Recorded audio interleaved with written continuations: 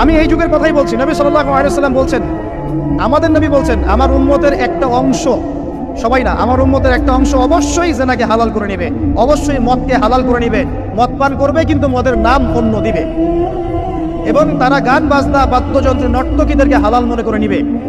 নবী সাল্লাল্লাহু আলাইহি ওয়াসাল্লাম বলেছেন, যখন সমাজে এরকম পাপ বাড়ে তখন সমাজে এমন সব রোগ ব্যাধি আসে যা আগে কখনো ছিল না। এবং এদের ব্যাপারে নবীজি বলেছেন, একদিন সকালবেলা আল্লাহ পাক এদেরকে বানর এবং শুয়োর বানিয়ে দিবে।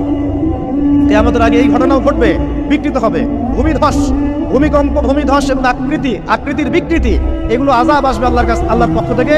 এই জেনা, এই ব্যভিচার, এই পরকীয়া, নোংরামি, অশ্লীলতার কারণে ঘরে ঘরে এগুলো বয়ফ্রেন্ড গার্লফ্রেন্ড কালচার। কেউ মনে করে না জেনা এগুলো হারাম, কেউ মনে করে না যে আমার এই যে সহপাঠী আমার গায়রে মাহরাম। এই গায়রে মাহরাম শব্দটাই নাই। কাজিন, চাচাতো বোন, মামাতো বোন, খালাতো বোন, এই যে কাজিন, এরা জেনা করছে। কি দেখা বাকি রেখেছে এই যুগে আমরা দেখছি যে নিজের মেয়ের সাথে পিতার শারীরিক সম্পর্ক। পেপার পত্রিকা পড়েন, একটু অনলাইন ঘাটেন, দেখেন কোন যুগে আছেন আপনি। সমাজের ন্যায় অন্যায়, হক বাতিলের মানদণ্ডই উল্টে যাবে। মানুষ ন্যায়কে অন্যায় মনে করবে, অন্যায়গুলোকে ন্যায় মনে করে নিবে। কোনো মানদণ্ড নাই।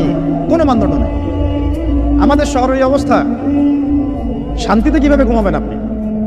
নিশ্চিন্তে থাকবেন কিভাবে? কখন যে আল্লাহর গজব চলে আসে। কোরআনে একটা আয়াত আছে, যখন আল্লাহ পাকের গজব আসবে তখন শুধু জালেমদের উপর খাস করে আসবে না। আলেমদেরকে জিজ্ঞাসা করেন, আলেম ওলামাদেরকে জিজ্ঞাসা করেন, যখন আল্লাহর গজব আসবে জালেমদের উপরে শুধু খাস ভাবে আসবে না, সবার উপরে আসবে। আমি খুব ভালো মানুষ, ওয়াজ করছি, নসিহত করছি, পার পেয়ে যাবো এমন ভাবার সুযোগই নাই। আপনাকে আপনার সাধ্য মতো অন্যায়ের প্রতিবাদ করার চেষ্টা করতে হবে। লাতা'মুরুন্না বিল মা'রুফ, নবীজি বলছেন, অবশ্যই তোমরা সৎ কাজের আদেশ করো। ওয়ালা তানহাউন্না আনিল মুনকার, অবশ্যই অসৎ কাজে নিষেধ করো। আও লা ইউশিকান্নাল্লাহু আন ইয়াবআথা আলাইকুম ইকাবাম মিন, অন্যথায় আমি আশঙ্কা করি তোমাদের উপর আল্লাহর পক্ষ থেকে বিশাল গজব আসবে।